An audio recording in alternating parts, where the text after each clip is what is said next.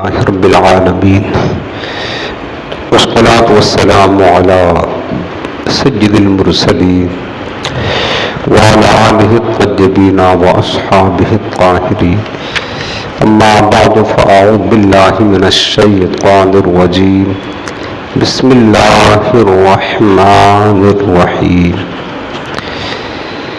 والشمس وضحاها والقمر إذا تلاها والنهار إذا جلاها والليل إذا يغشاها والسماء وما بناها والأرض وما طحاها ونفس وما سواها فألهمها فجورها وتقواها قد أفلح من زكاها وقد خاب من دساها كذبت ثمود بطغواها إذ انبعث أشقاها فقال لهم رسول الله ناقة الله وسقياها فكذبوه فعقروها فدمدم عليهم ربهم بذنبهم فسواها ولا يخاف عقباها آمنت بالله صدق الله العظيم اللهم رب اشرح لي صدري ويسر لي أمري واحلل عقدة من لساني يفقهوا قولي إن الله وملائكته يصلون على النبي يا أيها الذين آمنوا صلوا عليه وسلموا تسليما اللهم صل على سيدنا وشفيعنا وكريمنا ونبينا ومولانا محمد وعلى آلہ وصحبہ وبارک وسلم۔ اللہ تعالیٰ کا بے پناہ فضل و احسان ہے، اللہ کا شکر ہے کہ رب العالمین نے ہمیں اپنے پاکیزہ کلام قرآن عظیم کو سمجھنے کی توفیق عطا فرمائی اور درس تفسیر قرآن میں شرکت کرنے کی سعادت عطا فرمائی۔ حاضرین محترم، ماہ رمضان کے بعد آج یہ درس تفسیر قرآن کا پہلا درس ہے اور ہم اما پارہ آخری قرآن عظیم کا جو پارہ ہے اس کا درس دے رہے تھے، اور آج قرآن کی جس سورت کا درس ہوگا وہ ہے سورہ شمس، سورۃ الشمس، اس کا درس ہے۔ سب سے پہلے اس کے بارے میں کچھ وضاحت سماعت کر لیں کہ سورۃ الشمس ترتیب نزول کے اعتبار سے اس کا نمبر 26 ہے، یعنی جب قرآن عظیم، چونکہ قرآن عظیم کی نزول کی ترتیب الگ ہے اور قرآن عظیم جو لکھا ہے آج ترتیب مصحف کہتے ہیں اس کو، اس کی ترتیب الگ ہے، ایسا ہوا ہے۔ اور یہ جو قرآن ہمارے ہاتھوں میں ہے اس کی جو ترتیب ہے، پہلے سورہ فاتحہ، پھر سورہ بقرہ، پھر سورہ آل عمران، یہ وہ ترتیب ہے جو لوح محفوظ میں لکھی ہوئی ہے، لیکن نازل ہونے میں کوئی سورت پہلے نازل ہوئی، کوئی بعد میں نازل ہوئی، تو اس طریقے سے ہے۔ تو نازل ہونے کے اعتبار سے 26ویں نمبر پر یہ سورت نازل ہوئی تھی، اور ظاہر سی بات ہے کہ یہ سورت مکی ہے، یعنی ہجرت مدینہ سے پہلے نازل ہوئی، اور ترتیب مصحف یعنی قرآن عظیم میں جو سورتوں کی ترتیب لکھی ہے اس اعتبار سے اس کا نمبر 91 ہے۔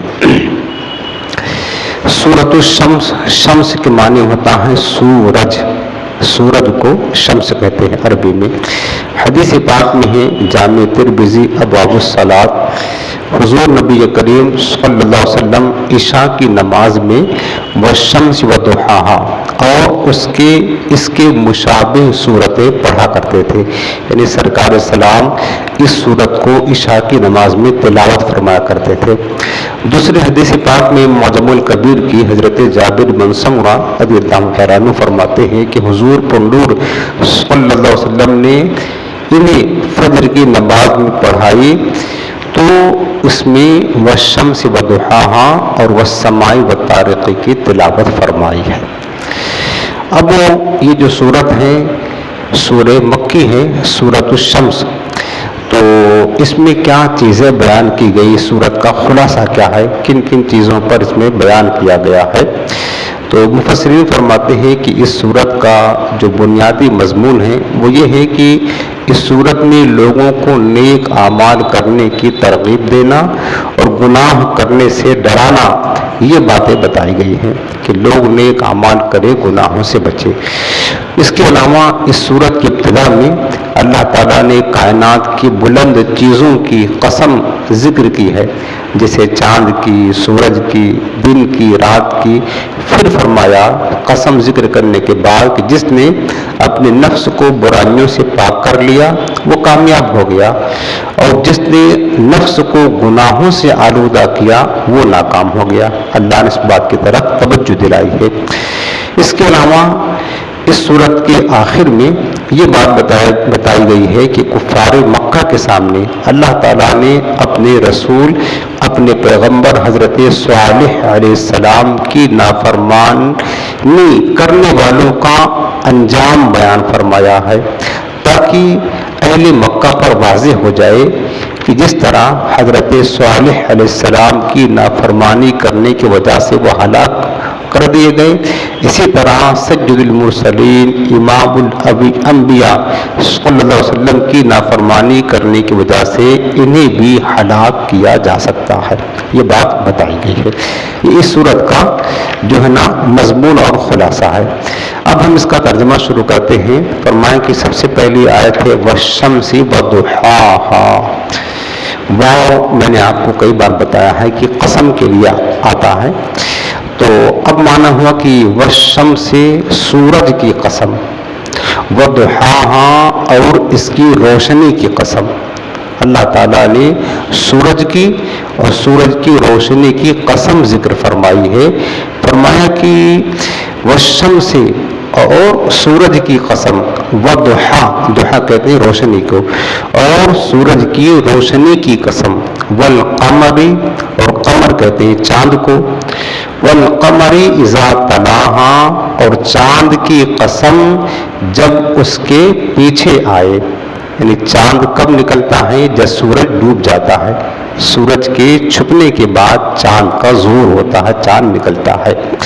تو فرمایا کہ اس صورت میں اللہ تعالیٰ نے اپنی قدرت کی عظمت اور معبود ہونے میں اپنی وحدانیت کا اظہار کرنے کے لیے متعدد چیزوں کی قسم ارشاد فرمائی کہ دیکھو میں معبود ہوں، میری قدرت کتنی عظیم ہے، اور یہ چیزیں ایسی ہیں کہ ان کے ساتھ مخلوق کے بہت سارے منافع یعنی فوائد وابستہ ہیں۔ یہ جو چاند سورج ہے نا، ان میں انسانوں کے لیے بہت سارے فائدے ہیں، اور ان میں غور و فکر کر کے ہر انسان اللہ تعالیٰ کی قدرت اور اس کی وحدانیت کے بارے میں جان سکتا ہے۔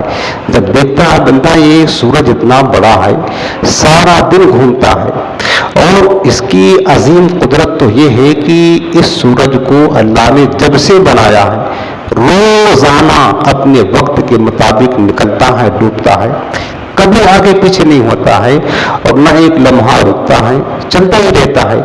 جب سے اللہ نے بنایا اس کو کبھی ریپیئرنگ کرنے کی ضرورت پیش نہیں آئی، نہ کبھی بگڑا ہے، نہ کبھی ٹوٹا ہے، نہ کبھی، یہ خالق کے سوا دوسرا کوئی کر ہی نہیں سکتا ہے۔ اور پھر سورج تو ایک ہی ہے لیکن ساری کائنات کو روشنی دے رہا ہے، یہ نظام قدرت دیکھے۔ تو بندہ جب ان چیزوں میں غور کرے، چاند دیکھ کتنا خوبصورت ہوتا ہے، چاند جب نکلتا ہے پوری کائنات میں ایک ہی چاند ہے، روشنی بکھیر دے، رات جبکہ تاریک ہے لیکن تاریک رات میں بھی چاند نکل کر کے تاریک رات کو جگمگا دیتا ہے۔ تب آپ دیکھیں کہ یہ اللہ تعالیٰ کی عظیم قدرت ہے، اور قدرت کے ساتھ ساتھ جب بندہ اس میں غور کرے گا نا تو اللہ تعالیٰ کی معرفت اسے نصیب ہوگی، اللہ تعالیٰ کی قدرت تک اس کی رسائی ہو سکتی ہے۔ اس کے ساتھ ساتھ جو اللہ نے پیدا کیا چاند اور سورج، جانتے ہیں دنیاوی اعتبار سے ہمارے لیے کیا نفع ہے؟ پتہ ہے کہ دیکھیں سورج ہے، سورج کی جو گرمی ہے، سورج کی گرمی سے کھیتوں میں سبزیاں اور دانے پکتے ہیں، یہ جو پھل پکتے ہیں، گندم دانے وغیرہ اناج پکتے ہیں، سبزیاں پکتی ہیں نا، یہ سورج کی گرمی کی وجہ سے پکتے پکتے ہیں اور باغوں میں پھل تیار ہوتے ہیں سورج کی گرمی کی وجہ سے، اور پھول کھلتے ہیں سورج کی حرارت کی وجہ سے، اور انسانوں اور حیوانوں کے لیے اچھی غذا تیار کرتے ہیں۔ یہ سورج نہ ہو اس طرح جو مچھی غذائیں کھاتے ہیں نہیں کھا سکتے ہیں۔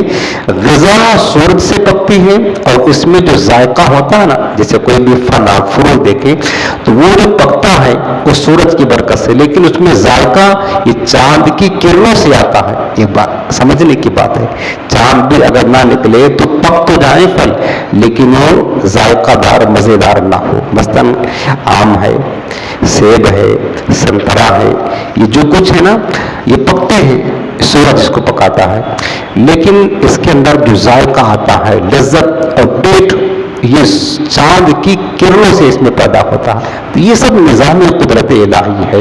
تو یہ فوائد ہیں، سورج اور چاند کے فوائد تمام مخلوق کو حاصل ہوتے ہیں نا، وہ چاہے انسان ہو، جنات ہوں، حیوانات ہوں، سب کو ملتے ہیں۔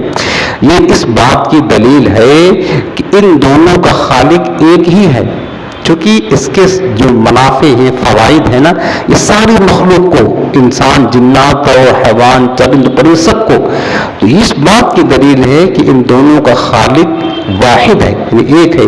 کیونکہ اگر ان کے متعدد یعنی کئی خود خالق ہوتے تو ان کے فائدے تمام مخلوق کو حاصل نہ ہوتے، بلکہ ہر خالق صرف اپنی مخلوق کو ان کا فائدہ دیتا، ہر ایک کو تو نہ ملتا نا۔ لیکن حال یہ ہے کہ سورج کا فائدہ سب کو اٹھا رہا، ہر مخلوق اٹھا رہی ہے، تو پتہ چلا کہ اس کا خالق بھی ایک ہی ہے۔ یہ بھی اللہ تعالیٰ کی وحدانیت پر، اس کے وجود پر، اس کے معبود اور خالق ہونے پر بڑی عظیم نشانی ہے۔ انسانوں کے لیے فائدہ بھی ہے، دنیاوی اعتبار سے فائدہ ہے، جسمانی اعتبار سے فائدہ ہے کہ غذائیں تیار ہوتی ہے سورج اور چاند سے، اور روحانی اعتبار سے جو فائدہ ہے کہ بندہ اگر اس میں غور و فکر کرے تو اللہ رب العالمین کی معرفت اسے حاصل ہو سکتی ہے، اللہ رب العالمین کی پہچان، اس کی وحدانیت کو جان سکتا ہے، لیکن غور کرنے کی ضرورت ہے۔ فرمایا کہ والشمس وضحاها، سورج کی قسم اور اس کی روشنی کی قسم، والقمر اذا تلاها، چاند کی قسم جب وہ سورج کے پیچھے آئے، والنہار اذا جلاها، نہار کہتے ہیں دن کو، اور دن کی قسم جب اسے چمکائے، دن نکلتا ہے تو خوب روشنی ہوتی ہے نا، دن کی قسم جب اسے چمکائے، واللیل اذا یغشاها، رات کی قسم، لیل کہتے ہیں رات کو، نہار کہتے ہیں دن کو، رات کی قسم اذا یغشاها، جب اسے چھپا لے۔ یہ بھی سب اللہ کی قدرت کی نشانیاں ہیں۔ دن کی قسم ارشاد فرمائی کہ جب اسے چمکائے، رات کی قسم یغشاها، یغشا کہتے ہیں ڈھانک لینا، چھپا لینا، اذا یغشاها، رات کی قسم جب رات تو سورج کو چھپا لیتی ہے۔ دیکھو رات میں سورج نکلتا نہیں ہے، رات اس کو چھپا لیتی ہے۔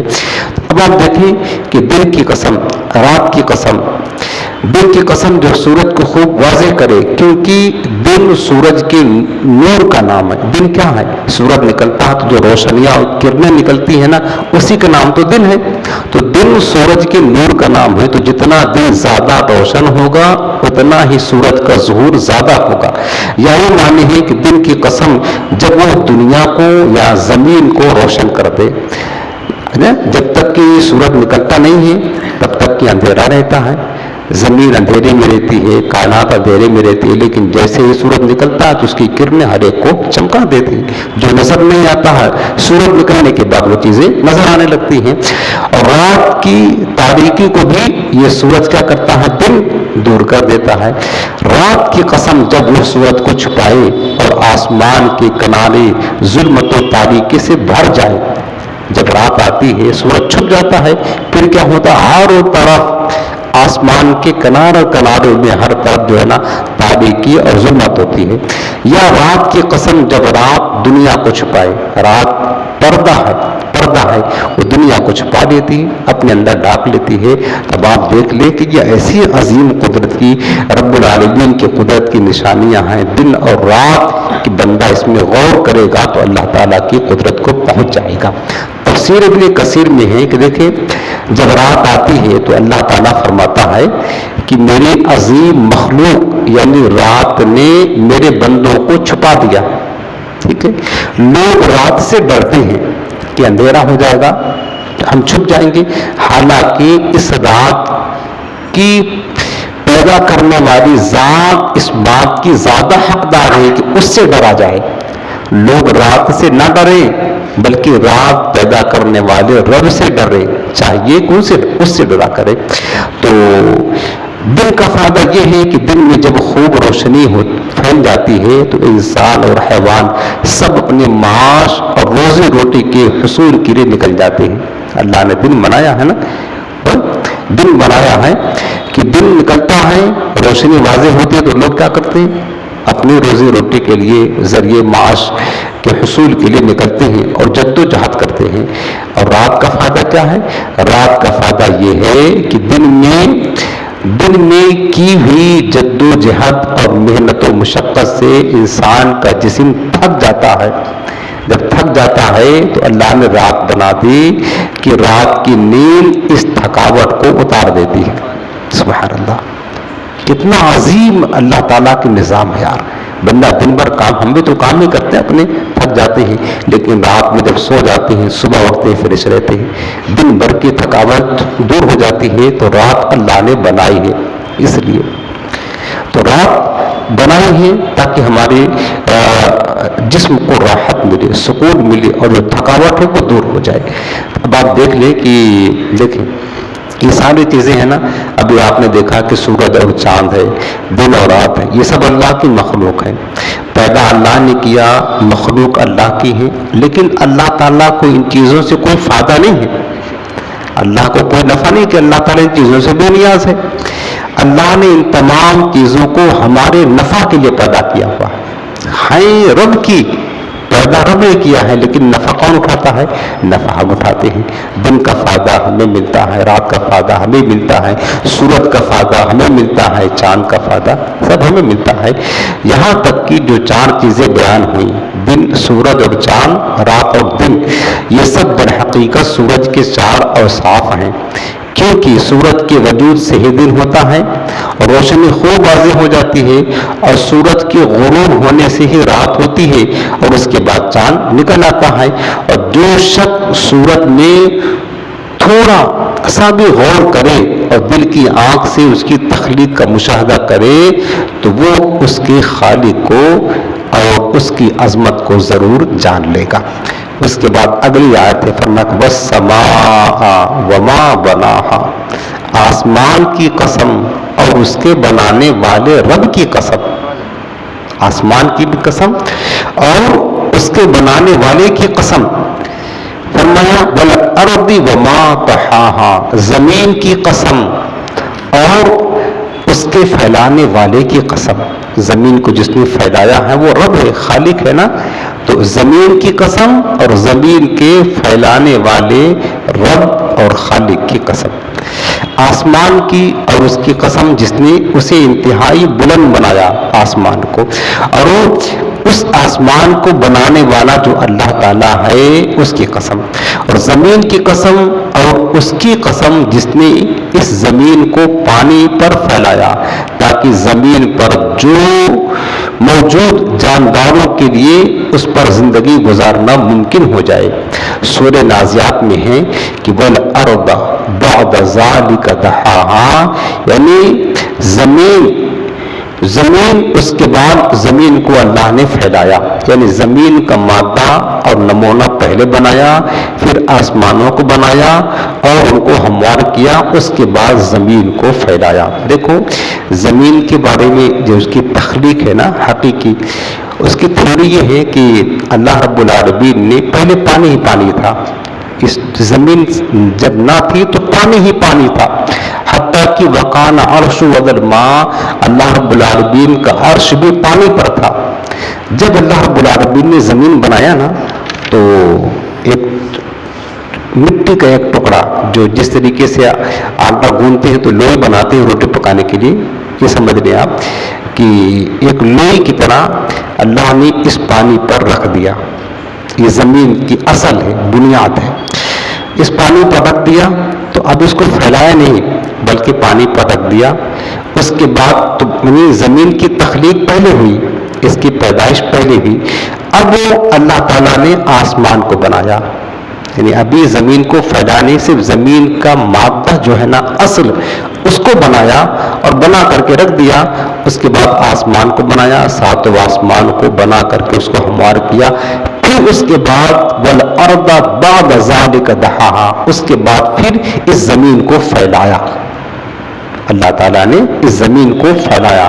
جب اس زمین کو پانی پر پھیلایا نا, پانی پر پھیلایا, تو اب کیا ہوا کہ پانی میں ایک حرکت ہوتی ہے, پانی موج مارتا ہے, تو زمین جو ہے نا پانی کی وجہ سے وہ حرکت کرنے لگی. جو جس طریقے سے آپ یوں سمجھ لیں کہ کوئی چیز اگر پانی کے اوپر بچھا دے, جیسے روٹی آپ بچھا دیں تو آپ تو وہ ٹھہرتے ہوئے نہیں نا, حرکت کرتی ہے نا. اسی طریقے سے جب زمین کو پانی پر بچھا دیا گیا تو زمین حرکت کر رہی تھی. اس کے بعد کیا ہوا, قرآن عظیم میں لکھا اور کئی جگہ پر لکھا ہے کہ جب زمین حرکت کرنے لگی تو اب زمین اس طرح ہل رہی ہے تو اس پر لوگوں کا آباد ہونا اور کائنات کا اس پر بسنا یہ مشکل کام تھا. تو اللہ نے زمین کو قرار دینے کے لیے چاروں طرف بڑے بڑے پہاڑوں کے کیل ٹھوک دیا. بڑے بڑے پہاڑوں کا, یہ سب قرآن عظیم میں لکھا جو میں آپ کو عرض کر رہا ہوں, اس کا خلاصہ بیان کرتا ہوں. تو پہاڑوں کو جو بنانے کا مقصد ہے وہ کیوں بنایا پہاڑ اس لیے بنا تاکہ زمین کو قرار آ جائے, زمین ٹھہری رہے, ورنہ پھر لوگ اس پر آباد نہیں ہو سکتے ہیں. تو اب جب اللہ نے چاروں طرف پہاڑوں کا کیل ٹھوک دیا تو زمین کو آ گیا قرار. پھر اللہ نے زمین پر اپنی مخلوق کو بسایا. یہ تھیوری ہے زمین کو پیدا کرنے کی. اور سائنس کا دعویٰ یہ ہے کہ زمین گول گول گھوم رہی ہے اور سورج بیچارہ رکا ہوا ہے, جبکہ قرآن عظیم کا نظریہ یہ ہے کہ والشمس تجری لمستقر لها, سورہ یاسین میں, کہ سورج ہر وقت گھومتا رہتا ہے, وہ چل رہا ہے. اور زمین کے بارے میں قرآن کا ذریعہ ہے کہ زمین کو اللہ نے ٹھہرا دیا, قرار کر دیا ہوا ہے. سمجھ رہے نا. تو زمین کی یہ اللہ تعالیٰ کی عظیم قدرت کی نشانی پر والارض بعد ذلک دحاہا, زمین کی قسم اور اس کے پھیلانے والے کی قسم, ونفس وما سواہا, اور جان کی قسم اور اس کی جس نے اسے ٹھیک بنایا. فَأَلْهَمَهَا فُجُورَهَا وَتَقْوَاهَا, تو پھر اس نفس کے اندر اس کی برائی اور پرہیزگاری کو ڈال دیا. اس نفس کے اندر اللہ نے دونوں چیزیں رکھی ہیں, الہام کر دیا, نیکی اور بدی, اچھائی اور برائی, دونوں چیزیں اس نفس کے اندر ڈالے. اور جان کی اور اس کی قسم جس نے اسے ٹھیک بنایا اور اسے کثیر قوت عطا فرمائی, جیسے بولنے کی طاقت, سننے کی قوت, دیکھنے کی قوت, فکر, خیال, علم, فہم, سب کچھ اللہ نے عطا فرمایا. پھر اس کی نافرمانی اور اس کی پرہیزگاری کی سمجھ اس دل کے اندر, نفس کے اندر ڈالی اور اچھائی, برائی, نیکی اور گناہ سے اسے باخبر کیا اور نیک و بد کے بارے میں بتایا کہ اچھائی کیا ہے, برائی کیا ہے, صحیح کیا ہے, غلط کیا ہے. اللہ نے ہمارے نفس میں ان چیزوں کا القاء فرما دیا ہے. وَنَفْسٍ وَمَا سَوَّاهَا, اور جان کی قسم اور جو اس کی قسم جس نے اسے دوست بنایا. فَأَلْهَمَهَا فُجُورَهَا وَتَقْوَاهَا, فَأَلْهَمَهَا اس نفس میں الہام کیا یعنی القاء کیا, ڈال دیا. کیا چیز ڈالا؟ فجورها, اس کی برائیاں, وتقواها, اور اس کی اچھائیاں. قد افلح من زکاها, یقیناً کامیاب وہی ہوا جس نے اپنے نفس کو ستھرا اور پاکیزہ رکھا. اللہ تعالیٰ کے نزدیک وہی کامیاب ہے. کون؟ قد افلح من زکاها, نفس کو پاکیزہ کرنے والا بندہ اللہ کو کامیاب ہے. فرمایا اللہ کو پسند ہے. قد افلح, یقیناً کامیاب ہوا, من, وہ شخص, زکاها, جس نے اس نفس کو ستھرا اور پاکیزہ کیا. کس چیز سے؟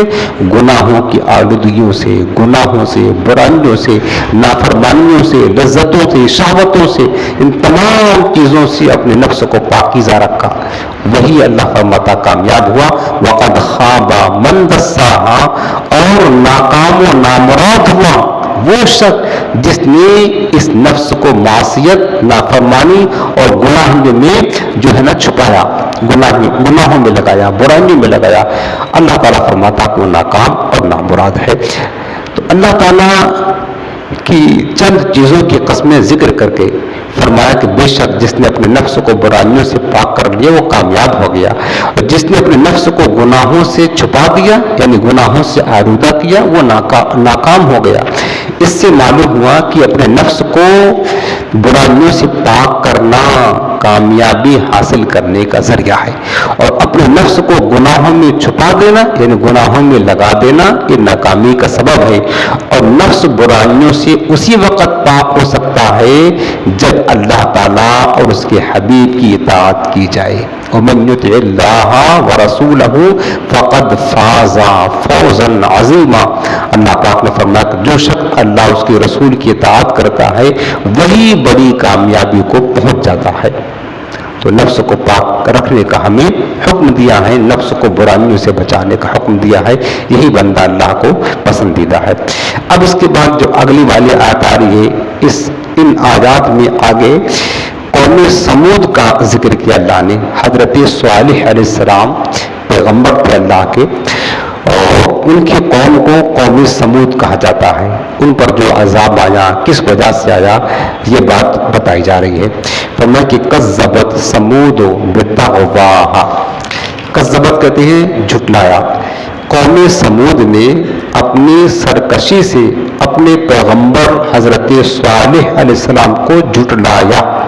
کیا مطلب ہے کہ جب حضرت صالح علیہ السلام نے فرمایا کہ میں اللہ کا نبی ہوں، اللہ کا پیغمبر ہوں، اللہ کو ایک مانو، مجھے اللہ کا رسول مانو، بت پرستی چھوڑ دو، تو جب انہوں نے دعوت حق دیا تو قوم نے کیا کہا کہ نہیں تم جھوٹے ہو، تم اللہ کے نبی نہیں ہو، تم تمہاری طرح انسان ہو۔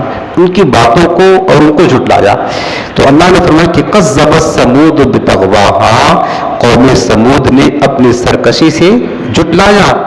اذ انبعث اشقاہا، جبکہ اس کا سب سے بدبخت کھڑا ہوا۔ پہلے اس کی تھوڑی تفصیل آپ کو بتا دوں کہ حضرت صالح علیہ السلام جب اپنی قوم کو دعوت دین دے رہے تھے تو ہمیشہ امت کا یہ عمل رہا کہ جب بھی کوئی نبی اپنی امت کو، اپنی قوم کو اپنی نبوت کا اعلان کرتا ہے تو سامنے سے قوم جو ہے نا مطالبہ کرتی ہے معجزہ کے، آپ نبی ہیں تو معجزہ دکھائیں، چونکہ معجزہ جو ہوتا ہے وہ نبی کی نبوت پر دلیل ہوا کرتا ہے۔ اللہ تعالیٰ کی طرف سے معجزہ پیغمبر لے کر آتا، ہر نبی کو اللہ نے معجزہ دیا، وہ معجزہ وہ کیا ہوتا ہے اب نبی کی نبوت پر دلیل ہوا کرتا ہے۔ اور معجزہ کیسے کہتے ہیں؟ معجزہ کہتے ہیں کہ پیغمبر سے، کسی نبی سے خلاف عادت جاری ہونے والے کام کو معجزہ کہتے ہیں۔ مثلاً جیسے کہ سورج کو روک واپس کر دیا، چاند کو ٹکڑے کر دیا، اس طریقے سے جو کام دوسرے لوگ نہیں کر سکتے ہیں نا، پیغمبر وہ کام کر کے دکھا دیتا ہے، اس کو معجزہ کہتے ہیں۔ تو حضرت صالح علیہ السلام نے جب اپنی قوم کو دعوت دین دیا تو سامنے سے معجزہ طرف کیا، ان کو معجزہ دکھایا، لیکن پھر بھی سرکشی کی وجہ سے مانے نہیں۔ تو انہوں نے کیا کہا کہ جو معجزہ ہم کہتے ہیں وہ دکھائیں آپ تو ایمان لائیں گے، جو معجزہ ہم مطالبہ کرتے ہیں یعنی ہمارا منہ مانگا معجزہ وہ دکھائیں گے تو ایمان لائیں گے۔ تو حضرت صالح علیہ السلام نے اللہ تعالیٰ سے جب عرض کیا تو رب نے فرمایا کہ منظور ہے، ان کو کہہ دو، لیکن یہ بات بتا دو کہ ابھی تک ہم معجزہ دکھا رہے تھے، اگر تم نہیں مانے تو عذاب سے بچ رہے، لیکن اگر تم نے خود معجزہ کا مطالبہ کر لیا، پھر ہم نے معجزہ دکھا دیا، پھر تم نے انکار کیا تو پھر تمہارے پاس بچنے کا کوئی راستہ نہ ہوگا۔ کہا ٹھیک ہے۔ تو کہا کیا معجزہ دیکھنا چاہتے ہو؟ تو سرکشی دیکھی اس قوم کی۔ انہوں نے کہا کہ یہ جو پہاڑ ہے آپ اشارہ کریں، اس پہاڑ سے ایک حاملہ اونٹنی پیدا ہو جائے اور پیدا ہوتے ہی بچہ دے تو ہم سمجھ جائیں گے کیا کہتے ہیں کہ آپ اللہ کے نبی۔ اب دیکھیں بھائی، پہاڑ سے اونٹنی پیدا ہونا یہ کوئی آسان کام ہے؟ ہر ایک کی بس کی بات ہے، یہ پیغمبر ہی کر سکتا، دوسرا تو نہیں کر سکتا نا۔ پیغمبر پہاڑ سے اٹھنے کہاں پیدا ہوتی ہے، لیکن پیغمبر ہوتا جو کر کے دکھا دیتا ہے۔ جب انہوں نے مطالبہ کیا تو پھر حضرت صالح علیہ السلام نے اشارہ کیا، پہاڑ سے ایک حاملہ اونٹنی اس سے نکل پڑی اور اس نے بچہ بھی پیدا کیا۔ اب ہوا یہ کہ اونٹنی تو آ گئی، اب یہ اونٹنی کوئی عام اونٹنی نہ تھی، قرآن نے اس کو ناقۃ اللہ کہا، یہ اللہ کی اونٹنی ہے، جسے خانہ کعبہ کو بیت اللہ کہا جاتا ہے، اللہ کا گھر، اس کو رب نے ناقۃ اللہ کہا، بطور معجزہ کی اونٹنی ملی تھی نا، اللہ کی اونٹنی کہا اللہ قرآن عظیم نے۔ اب اونٹنی پیدا ہو گئی، اب اس کو کھانے پینے کی بھی ضرورت پڑی کیونکہ ایک جانور ہے۔ تو اس قوم میں ایک تالاب تھا، اسی تالاب سے پانی لوگ پوری جو بستی کے لوگ تھے نا، اسی تالاب سے پانی پیتے، پانی استعمال کرتے تھے۔ جب اونٹنی پیدا ہو گئی تو حضرت صالح علیہ السلام نے فرمایا کہ دیکھیں یہ جو تالاب ہے باری مقرر کرتے ہیں، ایک دن سارے تالاب کا پانی اونٹنی پیے گی، کوئی بھی انسان نہیں پیے گا، لیکن دودھ اتنا دے گی کہ سارے بستی کے لوگ پی لیں گے، وہ ان کو کافی ہوگا۔ اور دوسرے دن جو ہے نا اونٹنی پانی نہیں پیے گی، سارے بستی والے پانی پئیں گے، یہ کام کریں گے۔ کہا ٹھیک ہے، منظور کر لیا۔ اب ایک دن اونٹنی پانی پی لیتی تو خوب دودھ دیتی، سارے بستی والے پیتے، دوسرے دن اونٹنی نہ پیتی تو بستی والے پیتے تھے۔ یہ بات اس قوم کو شاق گزری، انہوں نے کیا کیا کہ یار ہمارے تالاب کا پانی تو پورا پی جاتی ہے، ہمیں اس دن پانی نہیں ملتا ہے۔ تو چند لوگ جو بدبخت زیادہ تھے نا، انہوں نے مل کر یہ میٹنگ کیا کہ ایسا کرے اونٹنی کو قتل کر دیتے ہیں، قتل کر دیں گے تو نہ رہے گا باس، نہ بجے گی بانسری، نہ رہے گی اونٹنی، نہ ہمارے تالاب کا پانی پیے گی۔ تو قیدار بن صالح ایک بدبخت تھا، وہ کھڑا ہوا اور اس نے اونٹنی کو پکڑ کر کے اس کی ٹانگیں کاٹ دی، اس کو قتل کر دیا، مار ڈالا اونٹنی کو۔ جب اونٹنی کو قتل کر دیا تو اس کے بعد فوراً اللہ کا عذاب آ گیا، اللہ کا عذاب، پھر نہیں بچے وہ لوگ۔ اب دیکھیں کہ اللہ تعالیٰ کا عذاب تو پہلے بھی تو آ سکتا تھا، وہ قوم حضرت صالح کی نافرمانی کرتی رہی، اللہ کا انکار کرتی رہی، کفر و شرک کرتی رہی، اللہ کا عذاب نہیں آیا۔ اونٹنی کو قتل کرنے پر اللہ کا عذاب کیوں آیا؟ علماء نے بیان فرمایا کہ دیکھیں یہ عام اونٹنی نہیں تھی، ناقۃ اللہ تھی، اللہ کی اونٹنی تھی۔ در حقیقت یہ اونٹنی ایسی تھی جس سے اللہ تعالیٰ کی قدرت کا ظہور ہو رہا تھا، یعنی مظہر الہی، مظہر قدرت الہی تھی اونٹنی۔ یہ اونٹنی جو اللہ تعالیٰ کی ذات کا پتہ دیتی تھی، اور یہ مظہر قدرت الہی تھی، اونٹنی عام اونٹنی تھی۔ تو اس اونٹنی کا قتل کرنا اللہ تعالیٰ کے عذاب کو دعوت دینا تھا۔ اللہ تعالیٰ کی قدرت اور طاقت کا اظہار جس چیز سے ہوتا تھا، اونٹنی سے، اس کو انہوں نے قتل کیا، تو اس اونٹنی کا قتل کرنا تھا، اس کی نسبت بھی اللہ کی طرف تھی، ناقۃ اللہ، اللہ کی اونٹنی۔ انہوں نے عام اونٹنی کو نہیں، اللہ کی اونٹنی کو قتل کیا۔ اللہ کی اونٹنی جو اللہ کی قدرت کا مظہر تھی، تو اس کی توہین کی، اس کی بے عزتی کی، اس کو قتل کر دیا، اللہ نے اپنا عذاب ان پر نازل فرما دیا اور ہلاک ہو گئی۔